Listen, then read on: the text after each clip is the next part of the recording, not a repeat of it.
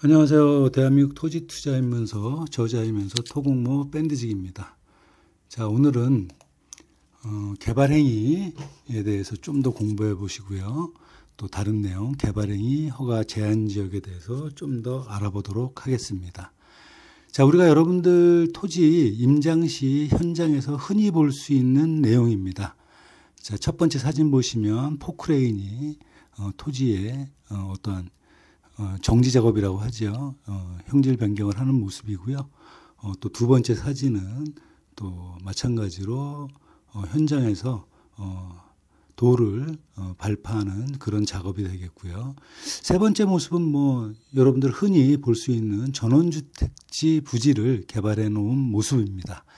자, 여러분들 이런 모습들을 보시면 실제로 여러분들은 무슨 생각하시나요?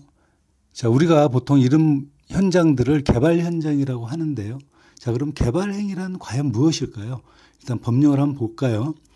자, 국토의 계획 및 이용에 관한 법률 56조에 보면 개발 행위라고 하는 것은 건축물의 건축, 공작물의 설치, 또 토지의 형질 변경, 또 토속 채치, 또 토지 분할, 녹지 관리 자연환경 보전 지역에 물건을 1개월 이상 쌓아놓는 행위를 개발 행위라고 하는데, 자, 이런 개발 행위를 하시려면 허가를 받아야 된다.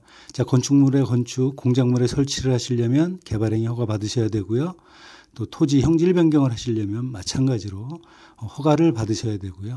또 토지 분할도 여러분들 개발 행위 허가를 받아야 된다는 내용 명심하시고요. 다만 건축물이 있는 대지의 분할은 또 건축법에서 제한하고 있습니다. 그래서 분할 면적, 제한 면적이라는 게 있죠.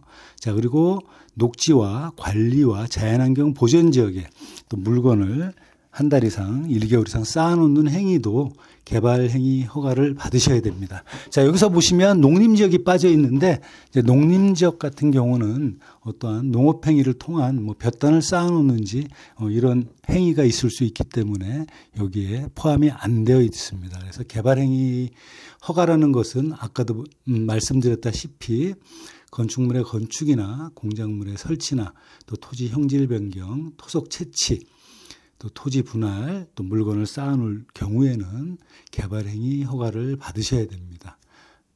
그런 내용이 되겠고요. 그냥 여러분들이 좀 쉽게 이해하시려면 개발행위란 토지 그대로의 모습에서 어떤 행위를 통해서 모습이 바뀌면 개발행위라고 이해하시면 될 것 같고요. 결론은 위의 행위를 하시려면 개발행위 허가를 받으셔야 됩니다.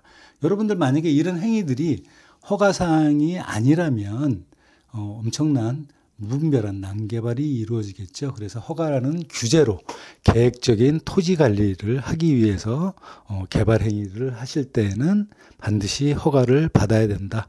또 좀 더 구체적으로 하자면 농지 성토 작업이나 이런 것들은 또 지자체마다 또 성토의 높이에 따라 허가를 받아도 되고 안 받아도 되는 그런 내용이 있다는 것도 참고하시고요. 그러면은 여기에서 간혹 가다가 이제 개발행위 허가 제한 지역이라는 게 나옵니다. 토지 이용 계획 확인서를 보시면 오른쪽 사진에 보시다시피 도시지역 내 자연녹지 지역인데요. 개발행위 허가 제한 지역이라고 나와 있죠. 그래서 기간은 2022년 1월 10일부터 2025년 1월 10일까지 한 3년이라는 시간 동안 나와 있는데요. 내용을 보시면은 국계법상 용도지역이 자연녹지지역이면서 개발행위 허가 제한지역이라고 3년이라는 시간 동안 나와 있습니다. 그럼 개발행위 허가 제한지역이라는 게 과연 무엇일까요? 왜냐하면 이 개발행위 허가 제한지역이라는 거는 우리가 상당히 토지 투자에 있어서 중요한 시점에 포인트가 되는 규제죠.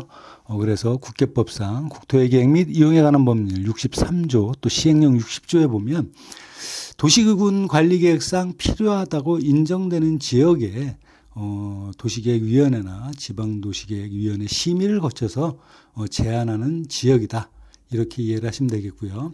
그 내용을 보시면 1번부터 5번까지가 있는데 한번 쭉 읽어보시고 여기서 중요한 내용은 이제 3번, 4번, 5번이죠. 3번 도시군 기본계획이나 관리계획이 수립되어 있는 지역으로서 또 그 기본 계획이나 군 관리 계획에 도시군 관리 계획이 결정될 경우에 용도 지역과 지구와 구역 등의 변경이 예상되고 그에 따라 개발 행위 허가의 기준이 크게 달라질 것으로 예상되는 지역에 개발 행위 허가 제한적으로 지정을 할 수 있다라는 소리죠. 도시군 관리 계획 여러분들 뭐 지난 시간에도 많이 공부했는데요. 뭐 지역, 지구, 구역의 지정 및 변경 또 뭐 기반시설의 설치 여러 가지 내용들이 있죠. 그래서 도시군 관리계획은 법적으로 지정하는 거기 때문에 여러분들 우리가 현장 다니면서 도시군 관리계획으로 지정됐다면은 법적 효력이 있다라고 이해를 하시면 될 것 같습니다. 그래서 이렇게 개발행위 허가 제한 지역이라는 것은 어떠한 개발에 그 지역이 개발이 준비 중이거나 계획이 수립되었다라는 내용이죠. 그래서 개발이 계획 중이니 난개발을 하지 못하는 그런 규제로 이해하시면 되겠고요.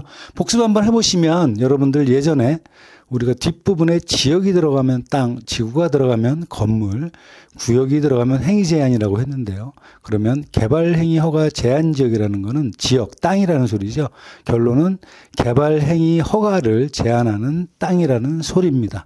그래서 이런 땅들이 상당히 어떻게 보면 투자 가치가 있다라는 소리인데 실제로 보면 이런 땅들을 찾기는 또 그리 쉽지 않죠.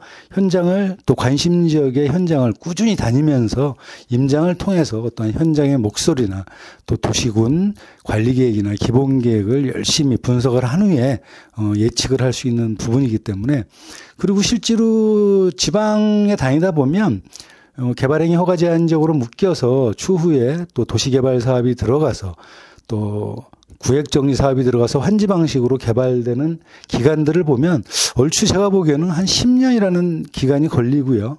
또 실제로 구획정리가 들어가서 완공이 되고 또 간보가 돼서 실제로 토지주가 건축행위를 하는 데까지는 한 10년 정도 기간이 소요되는 것 같더라고요. 그래서 그런 부분까지 여러분들이 잘 판단을 하셔서 여러분들이 투자를 하시면 될 것 같고요. 또 신문 기사 보시면 이렇게 삼성의 또 용인 반도체 클러스터 단지의 개발행위 허가 제한적으로 지정이 됐다는 안이 이렇게 또 기사에 나와 있고요. 또 물론 지금 뭐 똑같은 내용이지만 용인 이동 남사업의 개발행위 허가 제한지역 또 이쪽에 엄청난 국가 반도체 산업단지가 들어가기 때문에 또 이런 것들이 묶여 있다라는 소리죠. 또 그리고 뭐 아세안 국가정원 예정지라든지 이런 지역이 개발행위 허가 제한적으로 묶여 있다. 이렇게 이해하시면 될 것 같습니다. 마지막으로 정리하자면 개발행위 허가라는 것은 건축물의 건축이나 공작물의 설치 이런 것을 할 때는 허가를 받아야 되고 또 토지 형질 변경을 할 때도 허가를 받아야 된다는 소리. 보통 농지나 산지, 임야를 우리가 형질 변경을 해야 되기 때문에 반드시 개발행위 허가를 받아야 된다. 그래서 뭐 지난 시간에도 개발행위 허가의 진입로에 대한 공부도 하셨고 여러 가지 공부하셨는데 그런 내용 참고하시면 될 것 같습니다. 그래서 오늘은 개발행위 허가와 또 거기에 상반되는 개발행위 허가 제한 지역에 대해서 알아보았습니다. 오늘 하루도 좋은 하루 보내시고 다음 시간에 또 뵙도록 하겠습니다. 감사합니다.